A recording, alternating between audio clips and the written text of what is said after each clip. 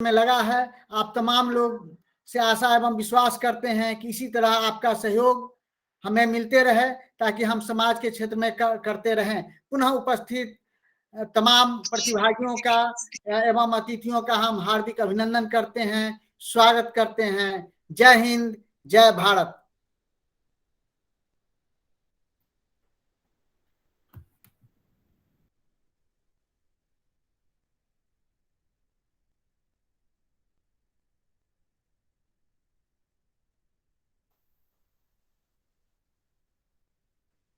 Sir आप mute हैं। SLP Singh sir आप म्यूट हैं।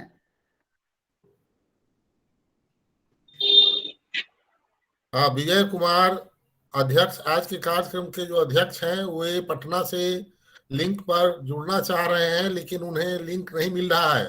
आप देखिए, कृपया उनको ज्वाइन कराइए, प्रभात जी।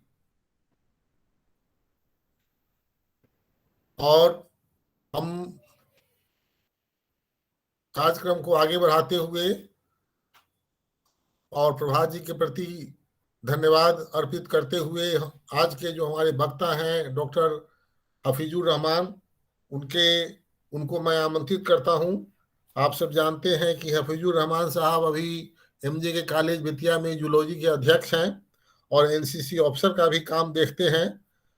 हफीजुर रहमान साहब senior research fellow Indian council of medical research में भी काम कर चुके हैं और junior research fellow Indian council of medical research में भी काम कर चुके हैं।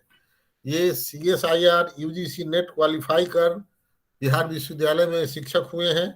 अलीगढ़ मुस्लिम यूनिवर्सिटी से इन्होंने अपना MSc PhD किया है और मैं उनसे निवेदन करता हूं कि वे कृपया स्क्रीन पर आवें और अपना प्रेजेंटेशन शुरू करें। हाँ, उसका लिंक नहीं है, लिंक डाल दिया जाए ना, उसे ज्वाइन करते हैं। वो जो पोस्टर भेजे हुए हैं उसमें जो लिंक है उसी को टच कीजिए, वही है अब link. Yes yes. Good evening, good afternoon everyone, सभी को नमस्कार। भेजते हैं।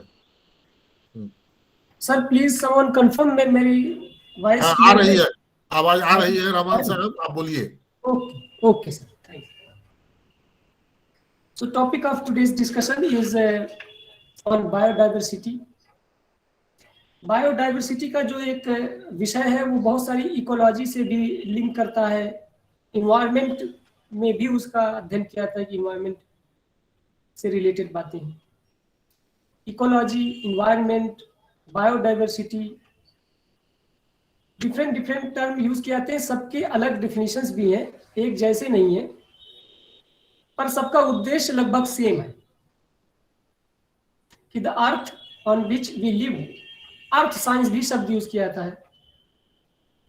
तो पृथ्वी, जिसको हम भारत माँ एक अपने देश को कहते हैं, कभी कभी हम धरती माता कहते हैं, तो धरती माता का अर्थ हो गया कि होल अर्थ, कंप्लीट इंक्लूसिवनेस की बात हो जाती है।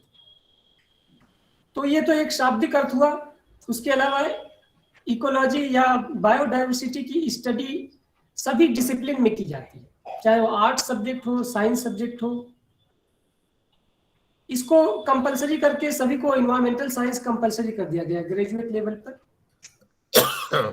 या पोस्ट ग्रेजुएट लेवल पे भी। उसका प्रोजेक्ट सभी छात्र को दिया जाता है, सभी सिस्टम में इसके प्रचार किए जाते हैं। बहुत सारी संस्थाएं हैं जो बायोडाइवर्सिटी जैसे मुद्दों पे हमेशा डिस्कशन करते हैं।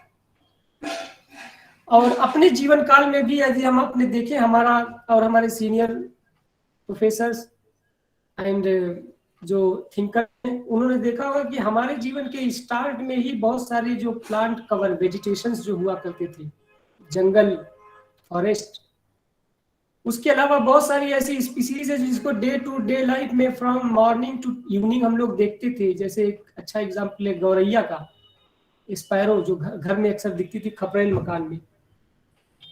कभी मरे हुए जीव जंतुओं को खाते हुए हम सभी ने, मुझे लगता है जिसकी एज 30 इयर्स के आसपास है, वो देखा होगा कि उसने आधी घंटा 1 घंटा में पूरे मरे हुए जीवों को साफ करके स्वच्छ कर देती थी इन्वायरमेंट को। वो है गिद्ध, वल्चर्स।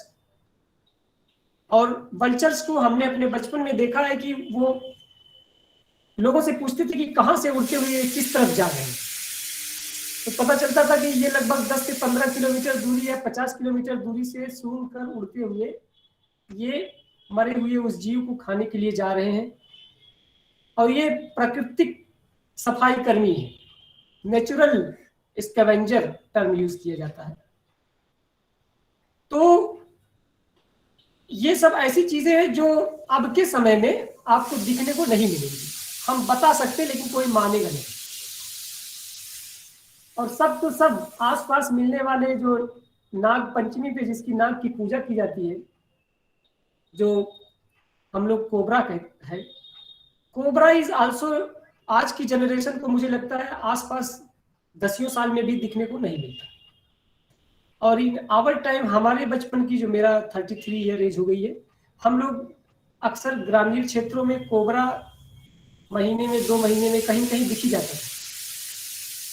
तो साफ पता चल रहा है कि ह्यूमन पॉपुलेशन, ह्यूमन ग्रोथ या हमारे छेड़छाड़ से, इंटरवेंशन से बायोडाइवर्सिटी का लॉस तो हुआ ही। मैं इस बात को इसीलिए स्ट्रेस करके बहुत सारे उदाहरण मैंने दिए कि बायोडाइवर्सिटी का लॉस तो हुआ ही है।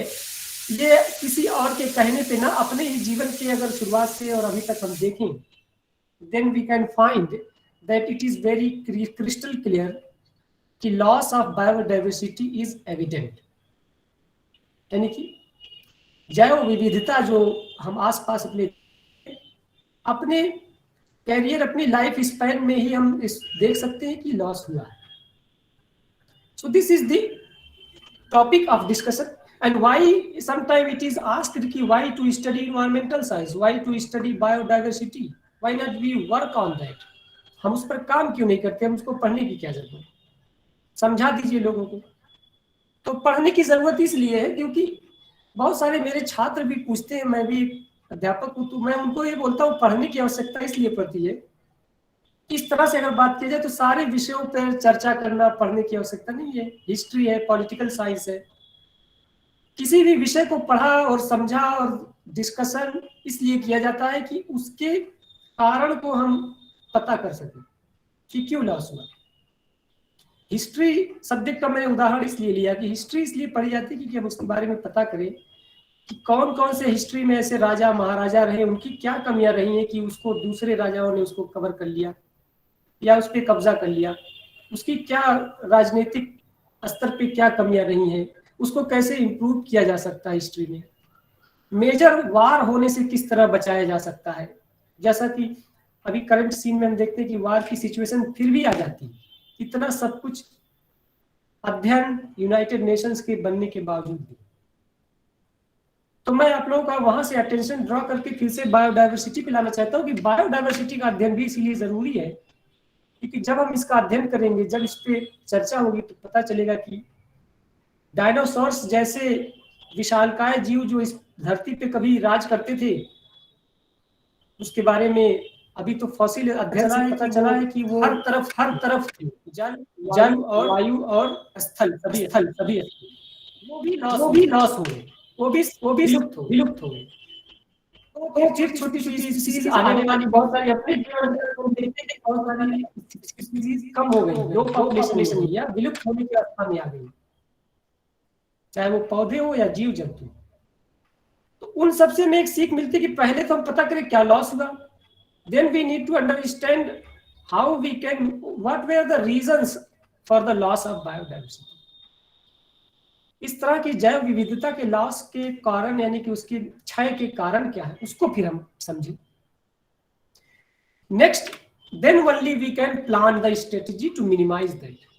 उसके बाद ही हम ये प्लान कर सकते हैं कि इसको मिनिमाइज करने के जो जो कारण है उसको हम मिनिमाइज करें, कम करें, और फिर बायोडाइवर्सिटी के इफेक्ट को हम एक डेटा से देखें कि क्या उस पर फायदा हो रहा है या नहीं। अगर नहीं हो रहा है तो फिर उसके कंजर्वेशन जो स्ट्रेटजीज है उसको अपनाई जाए। लास्ट में एक क्वेश्चन फिर आता है कि क्यों अपनाई जाए कंजर्वेशन स्टडीज, हमारा क्या फायदा। अगर सेल्फिशनेस की बात की जाए तो आदमी सोचता है हमारा क्या फायदा, तो उसका फायदा यह है कि our existence is only possible when the life, different life on biodiversity is possible. अगर वो लॉस हो रही तो आप पे असर आएगा ही। उस पर कोई रोक नहीं सकता। ये 100% सही बात है। मैं एक बायोलॉजी का टीचर हूँ और एक नॉन बायोलॉजी या आर्ट साइंस का भी पर्सन इस बात को ध्यान से समझे तो समझ सकता है कि लॉस ऑफ द बायोडाइवर्सिटी, आपकी गली में अगर कुत्ते या अदर अन्य जीव अगर मर रहे हैं तो ये समझ जाइए कि कोई ना कोई कमी होगी जो हम पर भी वो बीमारी या वो लॉस का इफेक्ट आ सकता है। पौधों के काटने पर अगर ऑक्सीजन की कमी हो जाए, कार्बन डाइऑक्साइड बढ़ जाए तो सिर्फ पौधों को असर नहीं पड़ेगा, उसका असर मानव या अन्य जीवों पर भी पड़ेगा। सीधा सा उदाहरण है कि दिल्ली की अगर हवा खराब हो तो दिल्ली के लोग हवा खराब करके सांस उनका लेना मुश्किल हो जाएगा, और इस तरह की सिचुएशंस क्रिएट होती है जब बायोडाइवर्सिटी का लॉस होता है। तो मैं उसको अपने टॉपिक पर ले जाता हूँ कि क्या जो कंटेंट को मैं डिस्कस करने वाला हूँ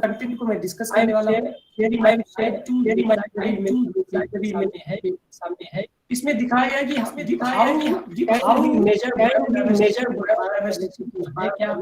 है क्या, how can be prevent one by बातों को रखते हैं।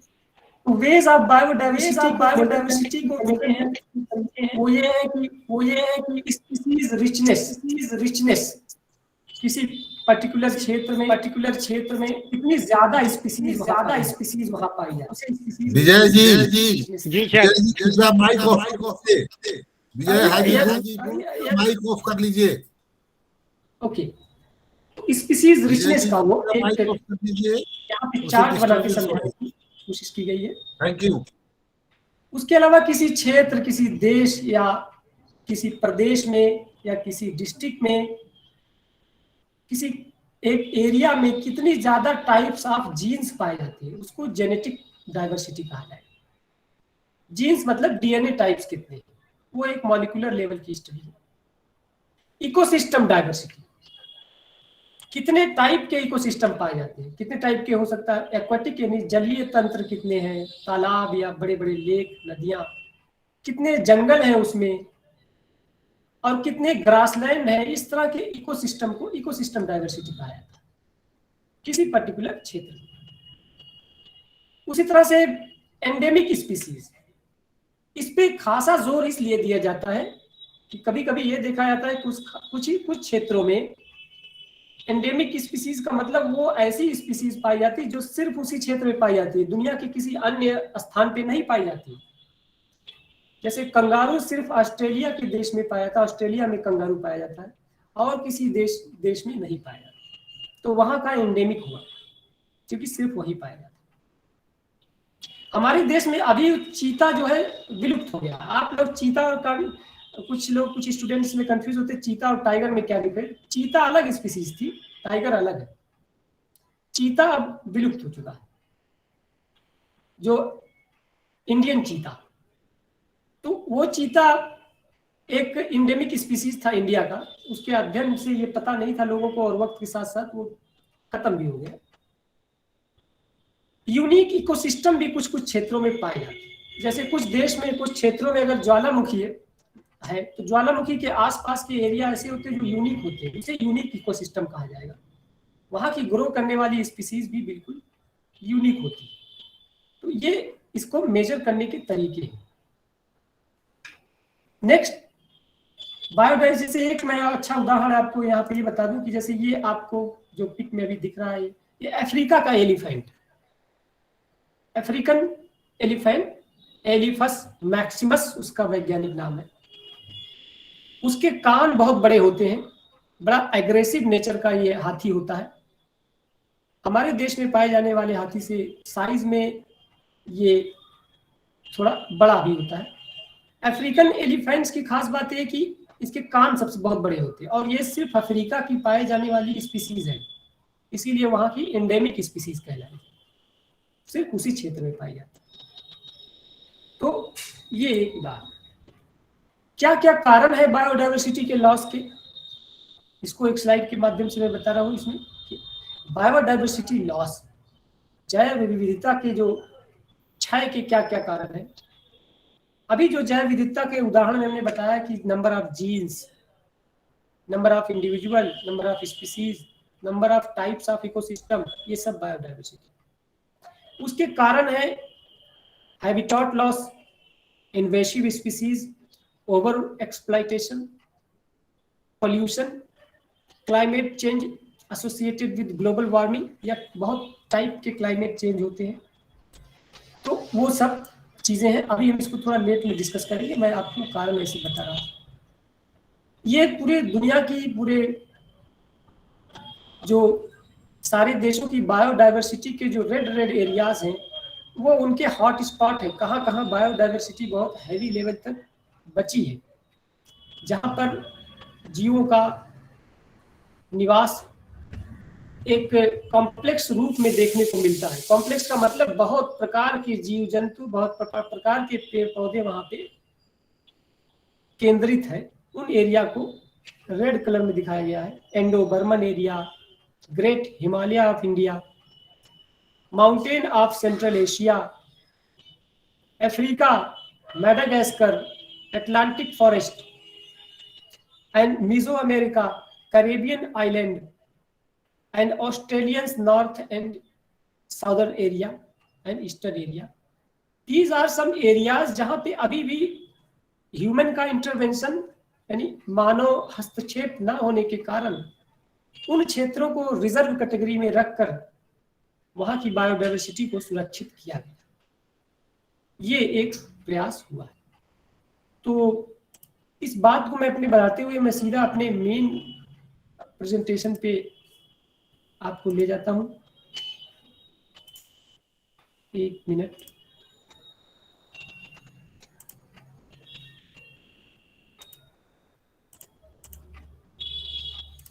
यस, होल कंटेंट जिसको हम ध्यान से समझें और सुनेंगे।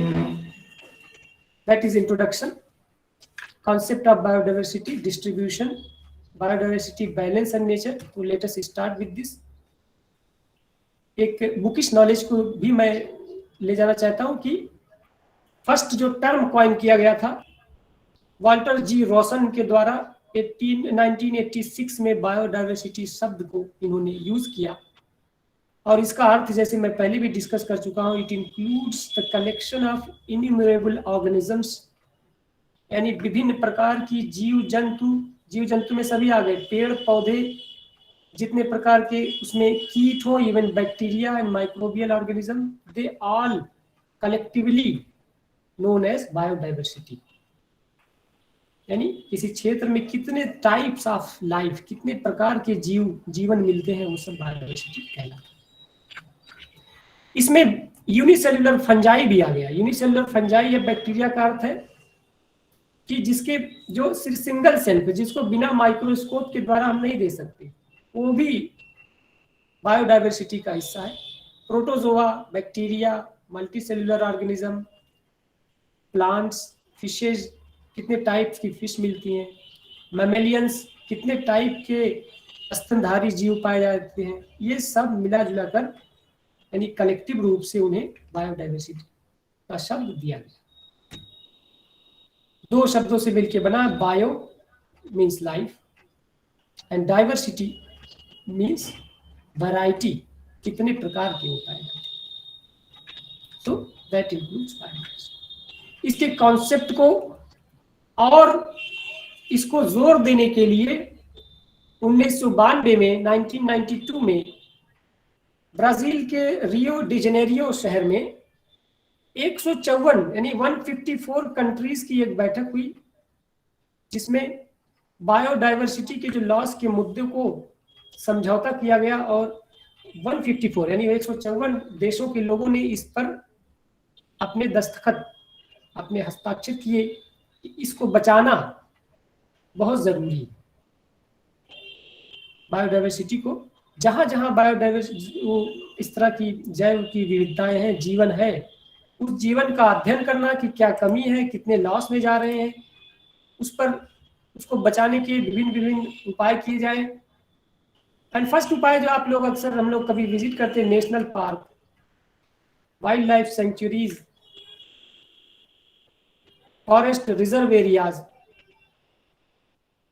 तो गवर्नमेंट ने उन एरियाज को रिजर्व किया। लगभग हर डिस्ट्रिक्ट में देश के कुछ ना कुछ रिजर्व एरिया कुछ नहीं तो कहीं कहीं कुछ एक लेक है तो वही बायोडाइवर्सिटी का रिजर्व एरिया, उसको रिजर्व किया गया कि मानव को वहां घर बनाना, फैक्ट्री बनाना, उससे रोका जाए। इस तरह से ये कॉन्सेप्ट डेवलप किया गया। Species diversity, ecosystem diversity, gene diversity, मैं एक बार आप लोगों को दोहरा चुका हूं, लेकिन मैं अब कह रहा स्लाइड के द्वारा भी एक बार मैं दिखाता चल रहा हूं। स्पीसीज डाइवर्सिटी का अर्थ है कि कितने टाइप की स्पीसीज। फोटोग्राफी में आपको दिया गया है, कहीं ये एक मंकी है, फ्लावर है, this is a grass and this is a dragon fly, ठीक, इस पे बैठी हुई स्टिक पे। तो ये तो 2-3 उदाहरण दिए गए, लेकिन ऐसे अगर सैकड़ों टाइप की अगर स्पीसीज पाई जाती तो species diversity. Diversity of ecosystem, जिस क्षेत्र में एक डिस्ट्रिक्ट का उदाहरण लिया जाए तो डिस्ट्रिक्ट की अक्सर जो डिस्ट्रिक्ट कलेक्टर की वेबसाइट पे भी आप कभी जाएं तो देख सकते हैं कि इकोसिस्टम कितने टाइप के वहां है, उसकी डाइवर्सिटी देगा। फॉरेस्ट उस डिस्ट्रिक्ट में कितना है, कितना वहां पे लेक है यानी कि जलीय तंत्र, दलदली एरिया, कितने रिजर्व एरिया हैं। उस शहर को अगर हम विजिट करें, उस डिस्ट्रिक्ट को विजिट करें तो हम कहाँ कहाँ जा सकते हैं इनको देखने के लिए, वो भी दिखाया जाता है। तो that is ecosystem. Gene diversity, gene diversity किसी सिंगल स्पीसीज के अंदर पाए जाने वाले जीन्स को दर्शाता है, कितने टाइप्स के जीन्स। जैसे एक यहाँ उदाहरण लिया गया है डॉग्स का, तो डॉग्स की 3-4 वैरायटी दिखाई गई, जर्मन शेफर्ड है और दूसरी स्पीसीज को दिखाया गया, तो वो gene diversity. Distribution of biodiversity, कहाँ कहाँ तक वो डिस्ट्रीब्यूटेड है, क्लाइमेट और उसकी बात कही गई। और डिस्ट्रीब्यूशन की जब हम बात करें तो इक्वली डिस्ट्रीब्यूटेड बायोडाइवर्सिटी नहीं होना। ये चाहिए कि जहां बड़ा एरिया है वहां बायोडाइवर्सिटी ज्यादा होनी चाहिए। एक फर्स्ट कॉन्सेप्ट हमारे मन में यही आता है कि if there is a big area, बड़ा प्रदेश है, जैसे Russia is a big country, biggest one, तो वहां बायोडाइवर्सिटी ज्यादा होना चाहिए, पर ऐसा नहीं। Biodiversity is not equally scattered, बराबर तौर पे उसका फैलाव नहीं। कुछ क्षेत्रों में बायोडाइवर्सिटी बहुत ही ज्यादा मिलती है, जैसे हमारे देश के ईस्टर्न हिमालय, बर्मा से जुड़ा हुआ जो क्षेत्र है, वेस्टर्न घाट्स जो मालाबार एरिया से शादरी का जाता हुआ घाट है, और पूरा हिमालयन रेंज, न्यू हिमालय जो रन करता है, उन क्षेत्रों में बायोडाइवर्सिटी बहुत ज्यादा। तो ऐसे क्षेत्र जहां बायोडाइवर्सिटी बहुत ज्यादा पाई जाए, इस रेड एरिया में दिखाया गया है, उनको बायोडाइवर्सिटी हॉट स्पॉट का टर्म दिया गया, उनको एक शब्द दिया गया hot spot, biodiversity hot spot. वो फुल्ली रिजर्व होता है, जो पदाधिकारी फॉरेस्ट के यानी कि उसके होते हैं वन पदाधिकारी, वो इसको प्रोटेक्ट करते हैं। गवर्नमेंट इसको हर तरह के लॉज बनाकर इन बायोडाइवर्सिटी एरिया को उनकी मेंटेन करने की कोशिश में रहती है। और thinker, educators, scientist, environmentalists, they always give and interact as well as discuss the ideas to save them. Research भी की। हमारे देश में 3 बायोडाइवर्सिटी हॉट स्पॉट है। ईस्ट हिमालय, ये हमारा देश है, ईस्ट हिमालय, ईस्टर्न एरिया, और वेस्टर्न घाट्स, और न्यू हिमालय। तीसरा यहाँ लिखा नहीं हुआ, लेकिन तीसरा भी अभी जल्दी जोड़ा गया है, तीसरे क्षेत्र को न्यू हिमालय। हिमालयन का अपर एरिया जो उत्तराखंड से ऊपर से नेपाल क्षेत्र से जुड़ा हुआ जो रन करता है, बिहार क्षेत्र को भी कनेक्ट करता है, ये सब बायोडाइवर्सिटी हॉटस्पॉट में आता है, क्योंकि ये मानव के द्वारा अभी डिस्टर्ब किया हुआ क्षेत्र नहीं है। यहाँ types of species, I again repeat, includes number of plants, number of animals, number of small organisms. They are very complex, large number. That is why इनको बायोडाइवर्सिटी हॉटस्पॉट कहा गया है। ये कुछ ही क्षेत्रों में कंसंट्रेटेड होती है। कुछ क्षेत्र में कंसंट्रेटेड होने का नुकसान क्या है कि अगर यहाँ पे किसी तरह की डिस्टर्ब किसी ने किया तो वो स्पीसीज फिर कहीं नहीं मिलेगी, सिर्फ वहीं थी, वहां डन नष्ट हो गया तो फिर कहीं नहीं मिलेगी, इसका मतलब विलुप्त हो जाएगा। इसी कारण इनको बचाना बहुत जरूरी है, उसका एक बैलेंस होना चाहिए। इस स्लाइड में हम उसी बैलेंस को डिस्कस कर रहे हैं। Balance in biodiversity includes trophic level. एक बहुत सीधा सा उदाहरण दिया गया है कि प्लांट है, अगर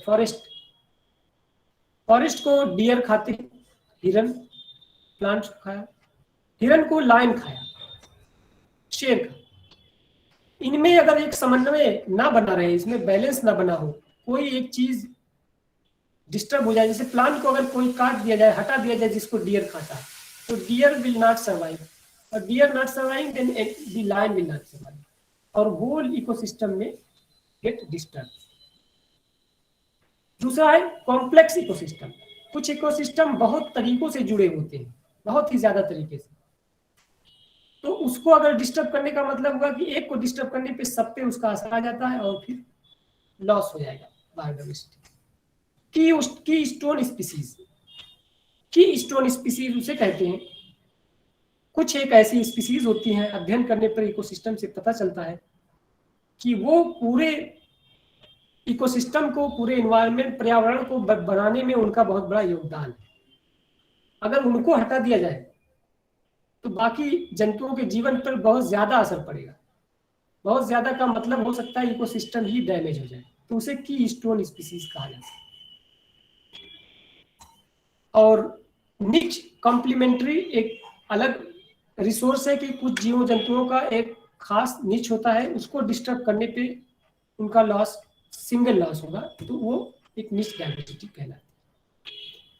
now we are coming to benefits of biodiversity. अगर हम उसको एक कमर्शियल फॉर्म में अगर सोचें तो बायोडाइवर्सिटी के बेनिफिट्स इंक्लूड्स कंजम्पटिव वैल्यूज, जिसको हम उसको ग्रहण करते हैं, खाते पीते हैं या किसी फॉर्म में उसका इस्तेमाल डायरेक्ट करते हैं, जैसे food, fuel, medicine, matter, crop, industrial material, ये सब बहुत सारी चीजें हैं जो हम बायोडाइवर्सिटी से लेते हैं।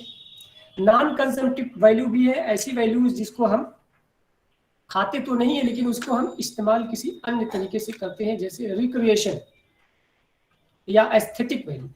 एस्थेटिक का मैंने कहीं हम परेशान हैं हमारे मानसिक तौर पे, आप एक जगह रहते रहते एक स्थान पे लाइफ मोनोटोनस हो गई है और आप चाहते हैं कि हम कहीं घूमने जाए, तो अक्सर आदमी जंगल या उन क्षेत्रों में जो रिजर्व एरिया में है वहां विजिट करता है। एस्थेटिक वैल्यू, बड़े बड़े प्लांट्स, बड़े बड़े जीव जंतुओं के उस कॉम्प्लेक्स बिहेवियर को देखना, ये एक ही स्थान पर कितने तरह तरह के जीव हैं, वो एक रिक्रिएशन या aesthetic value.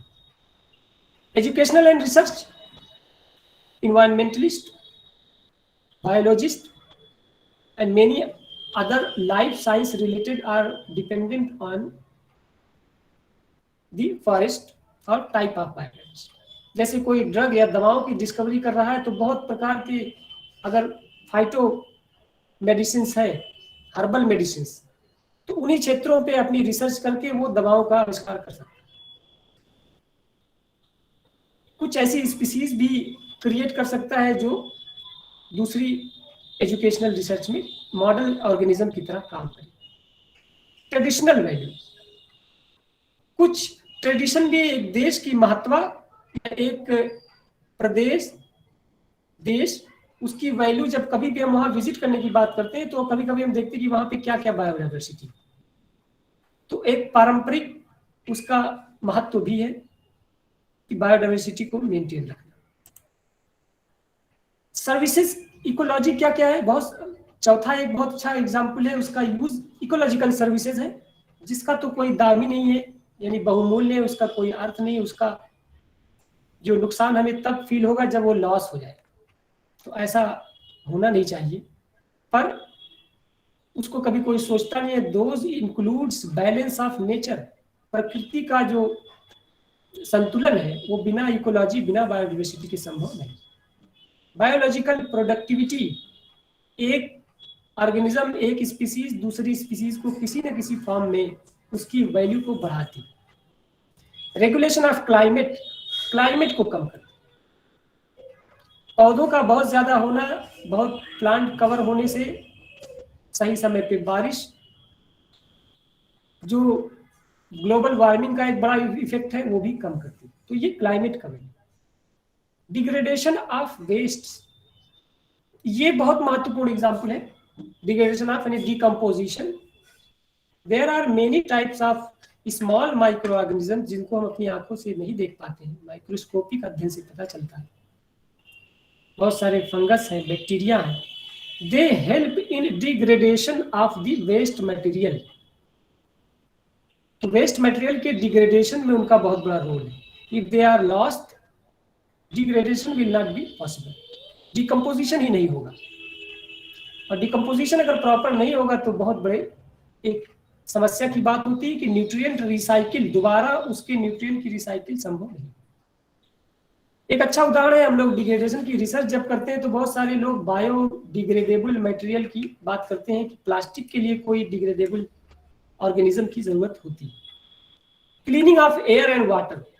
Air and water में जो हमारे द्वारा घरेलू उत्पाद के द्वारा बहुत सारी अनवांटेड चीजें जो पानी में ऐड होती है, बहुत तरह की स्पीसीज होने के कारण उनका कंजम्पशन हो जाता है और वाटर और एयर दोनों क्लीन हो जाते हैं। साइक्लिंग ऑफ न्यूट्रिएंट, एक ऑर्गेनिज्म से दूसरे ऑर्गेनिज्म तक न्यूट्रिएंट का पहुंचना, ये साइक्लिंग है।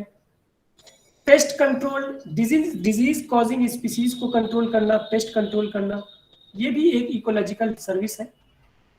Biodiversity. Detoxification of soil and sediment. Sediment और सॉइल में अगर कोई टॉक्सिसिटी आ जाए, जैसे कोई मेटल की टॉक्सिसिटी या कोई केमिकल की टॉक्सिसिटी आ जाए, तो बहुत सारी ऐसी स्पीसीज हैं जो उन टॉक्सिक मटेरियल को खाकर पचाकर किसी तरह से उसे कम करती है। तो ऐसे माइक्रो ऑर्गेनिजम्स या स्पीसीज को अगर नष्ट करने से ये संभव नहीं होगा और टॉक्सिक मटेरियल सॉइल या सेडिमेंट में बढ़ेंगे। Stabilization of land against erosion.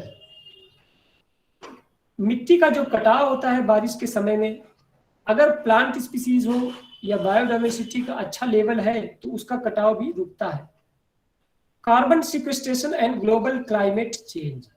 Carbon sequestration से अर्थ है कार्बन डाइऑक्साइड जो इन्वायरमेंट में बढ़ता है, उसको जितने भी टाइप की स्पीसीज होंगी, जितने भी जीवन होंगे, जीव होंगे, वो सब कार्बन के बने होंगे। We all are made up of carbon. तो कार्बन किसी न किसी फॉर्म में, मॉलिक्यूल के फॉर्म में, जैसे प्रोटीन कार्बोहाइड्रेट के फॉर्म में हम कार्बन को लेते हैं। तो ज्यादा स्पीसीज होंगी, ज्यादा कार्बन का कंजम्पशन होगा और क्लाइमेट में फ्री कार्बन ज्यादा नहीं रहेगा।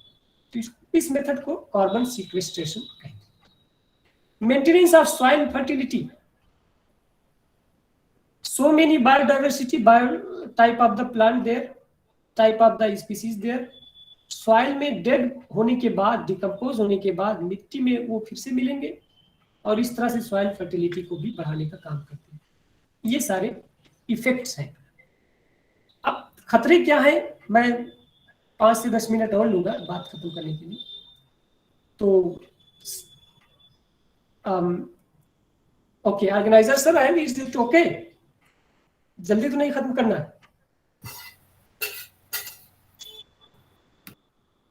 Okay fine. तो थ्रेट्स क्या है, बायोडाइवर्सिटी के थ्रेट्स क्या क्या क्या नुकसान है इसमें? अगर किसी स्पीसीज की पॉपुलेशन लो हो रही है, एक नुकसान ये है। नैरो जियोग्राफिकल एरिया, उनके एरिया को बिल्कुल कम कर दिया जाए, फैक्ट्री या मानव के निवास के कारण वहां पे उनका बसना मुश्किल। रमान साहब 5 मिनट और, 5 minutes more. Yes sir. Please repeat. 5 minutes more. समय की सीमा है।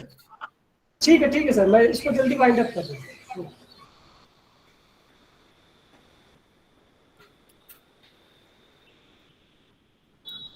सो बायोडाइवर्सिटी के लॉस को बहुत सारे नेचुरल और एंथ्रोपोजेनिक एक्टिविटीज हैं जो उनको डिस्टर्ब करती हैं।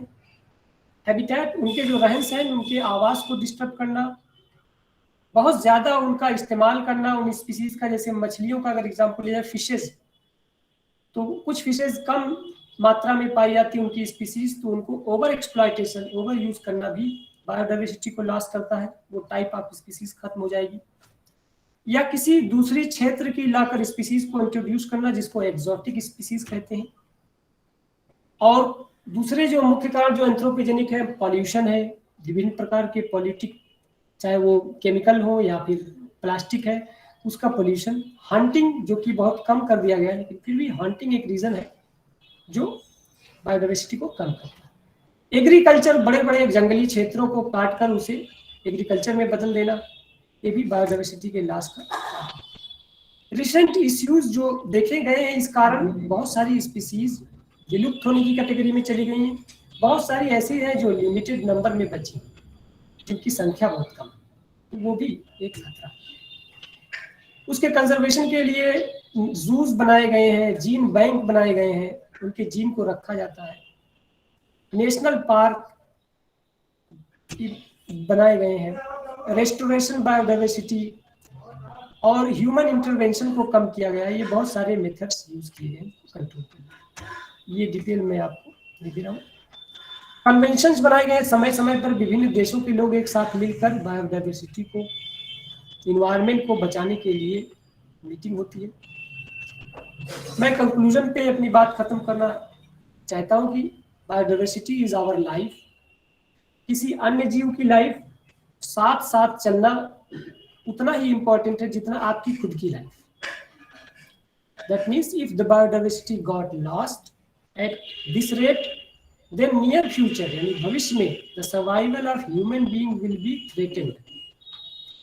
मानव जीवन को भी उसका बुरा प्रभाव पड़ेगा। So it is our moral duty to conserve biodiversity as well as our environment। ये हमारी एक नैतिक जिम्मेदारी भी बनती है। Long term maintenance of species and their management require cooperative efforts across entire landscape। बड़े बड़े क्षेत्रों को, बड़े बड़े देशों या बड़े बड़े जो थिंकर हैं, इन्वायरमेंटलिस्ट हैं, all walk of life, biodiversity के बारे में एक सहयोग की भावना रखना बहुत जरूरी है। इसी के साथ मैं अपनी बात खत्म कर रहा हूँ। And thank you organiser sir, Prabhat sir, for giving me opportunity to speak. I have lesser experience but giving an opportunity, a platform, this is wonderful idea of Prayatna to raise the issues for public as well as the educators।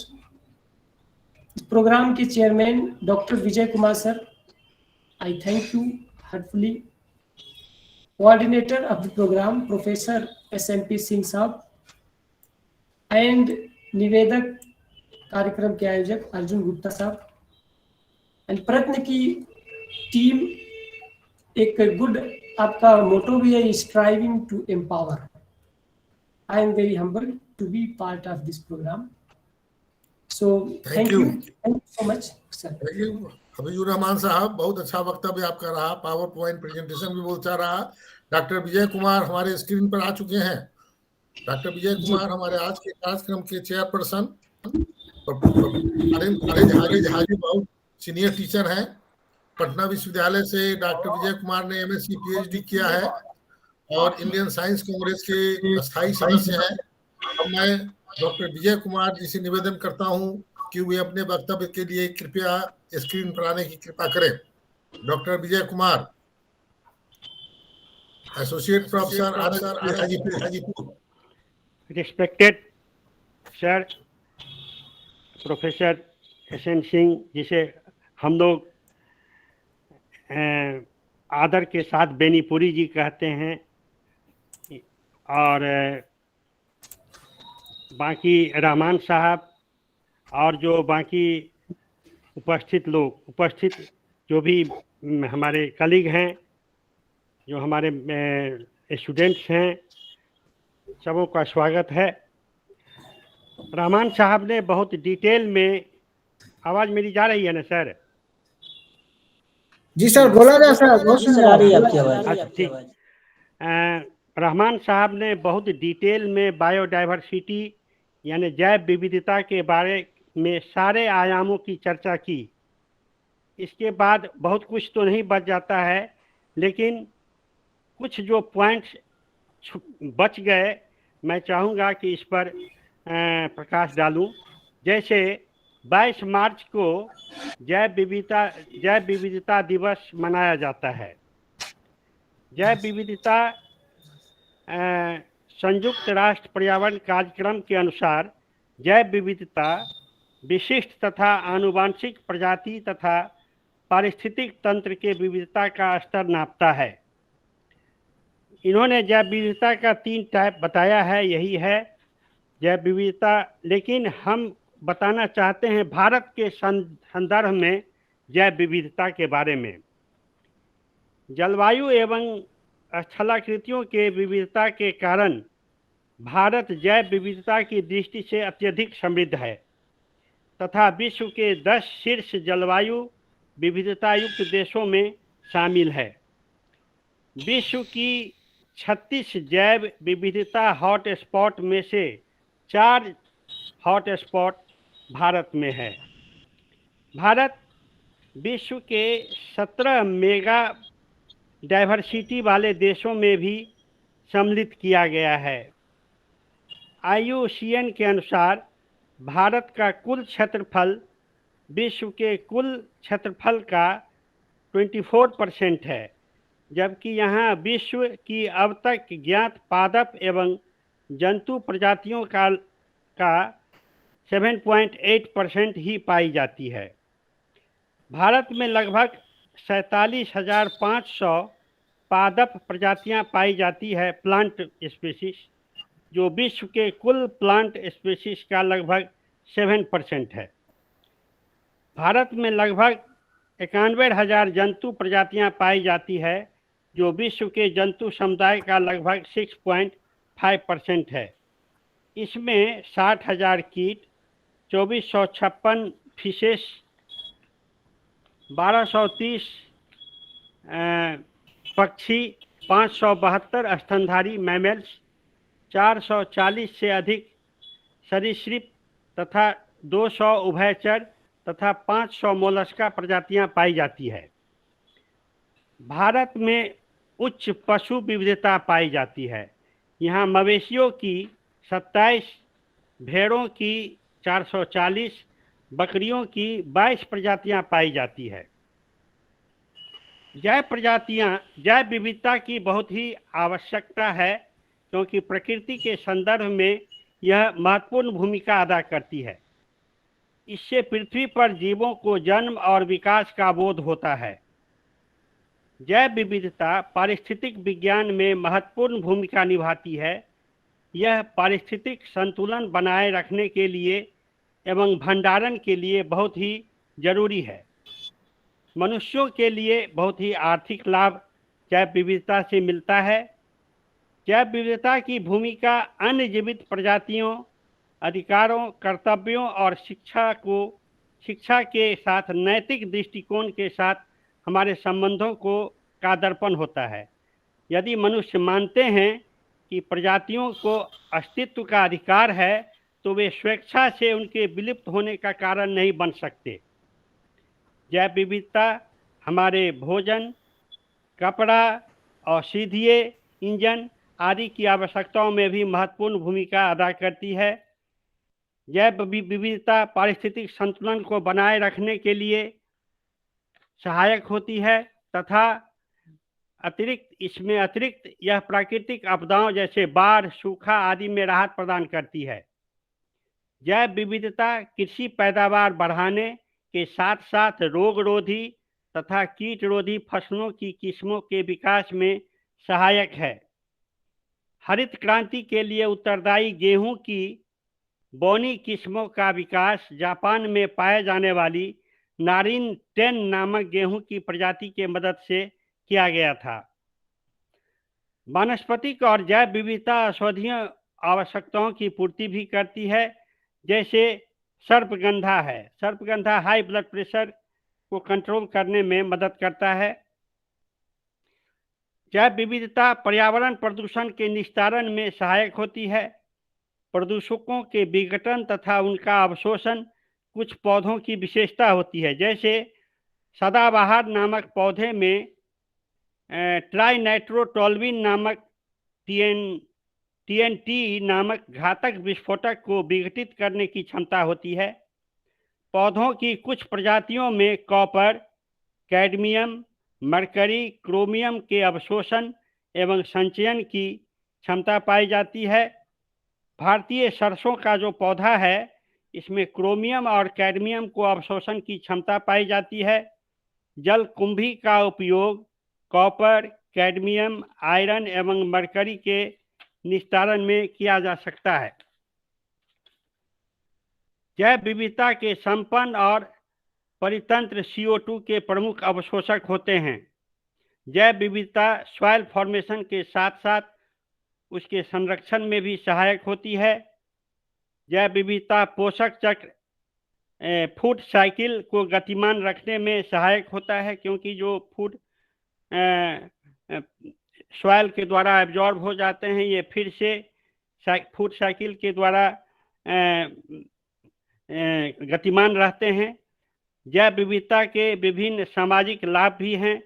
प्राकृतिक अध्ययन के लिए यह सबसे उत्तम प्रयोगशाला है। तो हमने चूँकि रहमान साहब जैव विविधता के बारे में पूरा डिटेल अपना अध्ययन दिए हैं, इससे ज़्यादा की कुछ बता पाना संभव नहीं था। उससे हट करके जो बातें थी हमने बताने का प्रयास किया। और है ना, धन्यवाद विजय जी बहुत बहुत सबों को धन्यवाद एवं सर को प्रणाम मेरा, है ना। बहुत अच्छा वक्तव्य रहा आपका। जी आपने रहमान साहब और आप दोनों आदमी का वक्तव्य मिलकर तो अंतर्राष्ट्रीय सिंपोजियम के लिए उपयुक्त एक रिसर्च पेपर जैसा हो गया है।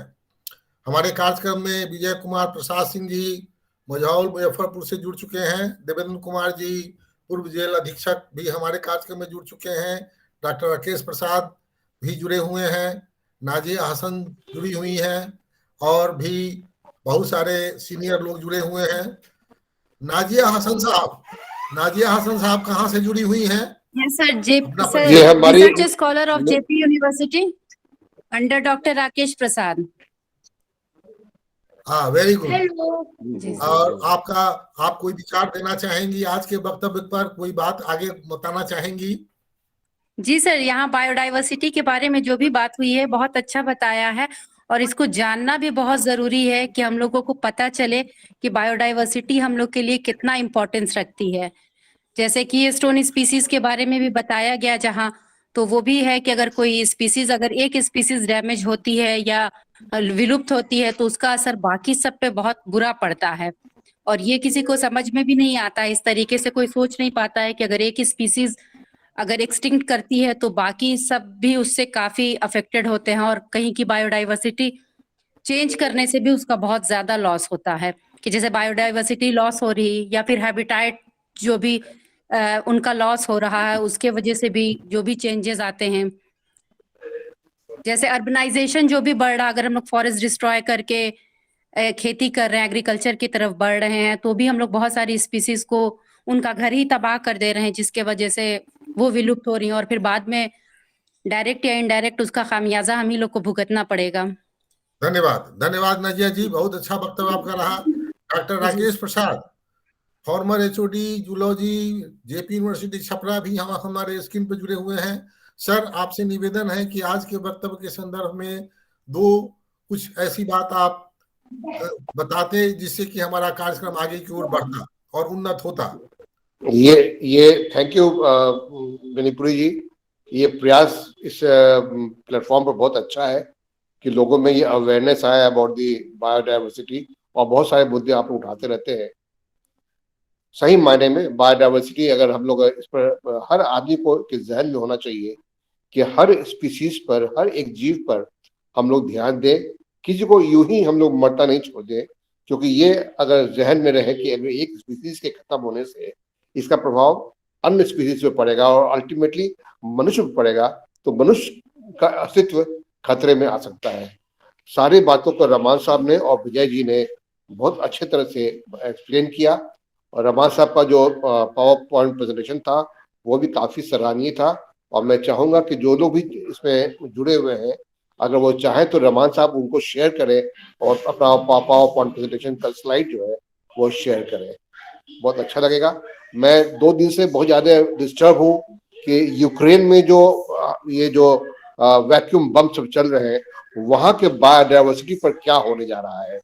और ये सिर्फ यूक्रेन पर नहीं, ये यूक्रेन से होता हुआ, क्योंकि हम सभी जुड़े हुए हैं, पूरा वर्ल्ड जुड़ा हुआ है, अल्टीमेटली आज न कल ये हमारे क्लाइमेट पर इसका असर पड़ने जा रहा है। तो ये बहुत बड़ा खतरा है आज की तारीख में यूक्रेन पर, और रशिया का जो वार चल रहा है ये बहुत ही चिंतनीय है। और हम लोग इसी दिशा में देख रहे हैं कि जल्द से जल्द कोई वीटो लगे कि किसी तरह से इस वॉर को रोका जाए। धन्यवाद। Thank you. विजय जी को देखकर अच्छा लगा। विजय जी आर्यन कॉलेज के हेड है। मैं आर्यन कॉलेज में 80 से 85 तक था, 85 में वहाँ ट्रांसफर होकर चला गया छपरा। तो जब आर्यन कॉलेज की बात जब आती है तो मुझे कुछ अपनापन जैसा लगता है, और अच्छा लगा विजय जी का वक्तव्य, अच्छा लगा मुझे। Thank you very much. Thank you Rakesh Prasad ji. Vijay Kumar Prasad Singh ji, Vijay Kumar Prasad Singh ji, आपके गांव के बगल में बहुत बड़ा एक जलीय क्षेत्र है जो बहुत अच्छा इकोसिस्टम है, और वहां का प्रबंधन बिहार सरकार का कैसा है, इकोसिस्टम का या बायोडायवर्सिटी का प्रबंधन कैसा है, कुछ विचार देना चाहेंगे? सबको प्रणाम। सर, आप जिस जगह की बात कर रहे हैं वो कांवर झील है जी, और हमारे घर के बगल का ही है, हम लोगों का पंचायत में ही पड़ता है। वहाँ तो इस पर सरकार बहुत अधिक ध्यान दे रही है, लेकिन सर डायरेक्ट तो अभी किसान को उससे बहुत घाटा है, क्योंकि वो 1400 स्क्वायर माइल में सर वो है, और उतना बड़ा एरिया में वो सर बायोडायवर्सिटी का चल रहा है कारोबार, लेकिन किसान को उससे बहुत सर घाटा हो रहा है, क्योंकि पानी को बाहर निकलने नहीं दिया जा रहा है, सब किसान का खेत डूबा रह जाता है। तो वहां तो सर देखने में तत्काल उससे बहुत क्षति हो रही है, लेकिन फिर भी वह आवश्यक तो है ही।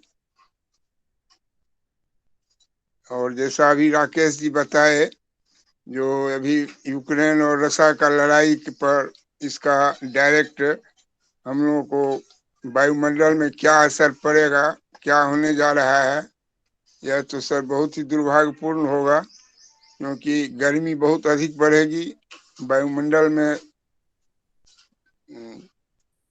रोग बढ़ने का चांस होगा सर। हाँ, धन्यवाद। तो सर होगा ही, इसलिए धन्यवाद विजय बाबू। बायोडायवर्सिटी पर तो सर ध्यान रहना ही चाहिए, हाँ, यही मैं कहना चाहूंगा। इससे धन्यवाद विजय बाबू, बहुत अच्छा आपने व्यवहारिक स्तर पर बायोडायवर्सिटी पर जो चिंतन है राष्ट्रीय और अंतर्राष्ट्रीय स्तर का, उसका प्रभाव हमारे गांवों पर और किसानों पर कैसा पड़ रहा है उसके बारे में आपने बताया। धन्यवाद। अब हम कार्यक्रम को समय की सीमा को ध्यान में रखते हुए आगे बढ़ाते हुए हम प्रयत्न संगठन के किसी सदस्य से निवेदन करेंगे कि वे मेमेंटो प्रेजेंटेशन के लिए आने की कृपा करें। हमारे आज के जो मुख्य वक्ता हैं उनको हम एक मेमेंटो प्रेजेंटेशन करते हैं वर्चुअली, जिसको हम एक्चुअली उनके पास डिलीवर करवाते हैं। सर श्रीधर कुमार करेंगे मोमेंटो प्रेजेंटेशन। और श्रीधर जी आप आइए स्क्रीन पर, और हमारे आज के मुख्य वक्ता डॉक्टर हफीजुर रहमान साहब और डॉक्टर विजय कुमार साहब को आप मेमेंटो प्रेजेंटेशन करने की प्रक्रिया को पूरा करें। श्रीधर जी यस, आइए। hello all of you, my name is Sridhar Kumar. I study in class 6. First of all, I would like to thank all of you who attend this webinar today. I present a memento from Paladin family to our speaker and to the chairperson. Speaker Rahman sir, please expect it. Rahman साहब हाथ उठा के स्वीकार कर लीजिए। Thank you. Chairperson Dr. Vijay Kumar. Vijay Kumar ji, कृपया इसे आप स्वीकार कर लीजिए हाथ उठा के। Thank you. Thank you. Thank you so much. Thank you. अब हम श्रीधर कुमार को धन्यवाद देते हैं कि वे स्कूल स्टेज में होके भी हमारे कार्यक्रम में इतनी रुचि लेते हैं और वो आते हैं स्क्रीन पर। और हम डॉक्टर राकेश प्रसाद जी को भी धन्यवाद देते हैं कि एक 5 साल का पार्टिसिपेंट आज उन्होंने हमको स्क्रीन पर दिखलाया। राकेश भाऊ का नाती उनके साथ स्क्रीन पर आया था, बहुत अच्छा लगा देखने में। और अब हम धन्यवाद ज्ञापन के लिए प्रयत्न संगठन के को आमंत्रित करते हैं कि वे आके हमारे आज के कार्यक्रम में आए हुए विशिष्ट अतिथि और सभी। धन्यवाद के पहले हाँ जी बोलिए। सब कोई ने समस्या को सामने रखा, लेकिन समाधान के बारे में कम कहा। 2 लाइन हम समाधान के बारे में बताना चाहेंगे। हाँ बताइए प्लीज। समाधान है संवेदनशीलता और आस्था। अच्छा ठीक है। हाँ। तो ये बहुविविधता खत्म क्यों हो रही है? हाँ। कि संवेदनशीलता खत्म होती जा रही है, वनस्पतियों के प्रति आस्था खत्म होती जा रही है, जीव जंतुओं के प्रति। इसमें एक लाइन मेरी छोटी सी 2 लाइन है कविता का। हाँ बोलिए। हम शॉर्ट करके बोलते हैं। हाँ। संवेदन क्यों हीन हुए उत्तेजित क्षण में, सूझबूझ सब भूल गए भय भीरु मन में। भीरुता मन में आती है तब दूसरे को नष्ट करने की इच्छा होती है। तो करते हैं हर जीव चाकरी मानव का ही। इसको याद रखिए, करते हैं हर जीव चाकरी मानव का ही, फिर भी हम निर्दोष जीव को तुच्छ समझकर सह नहीं पाते। फिर भी हम निर्दोष जीव को सह नहीं पाते, तुच्छ समझकर सह नहीं पाते। आज नहीं तो कल सबकी है आती बारी, आज नहीं तो कल सबकी है आती बारी। मृत्यु है समदर्शी, मृत्यु है समदर्शी, विकट समता वाली। तो आस्था और संवेदनशीलता जो जो खत्म होगी, ये जैव विविधता पर भारी पड़ेगा और इसका बाद में प्रभाव हमारे मनुष्यों पर ही पड़ेगा। क्योंकि हमारे मनुष्य को सारे जीव हमारी ही चाकरी करते हैं। सबसे बुद्धिमान हम ही है ना, हमारी ही चाकरी करते हैं, लेकिन उस चाकरी का महत्व नहीं देते। तो जैव विविधता बनी रहे, इसलिए आस्था और संवेदनशीलता बनी जाए। धन्यवाद। धन्यवाद। धन्यवाद। आपने विज्ञान में साहित्य जोड़कर हमारे कार्यक्रम को और प्रखरता प्रदान किया आपने। धन्यवाद। राकेश बाबू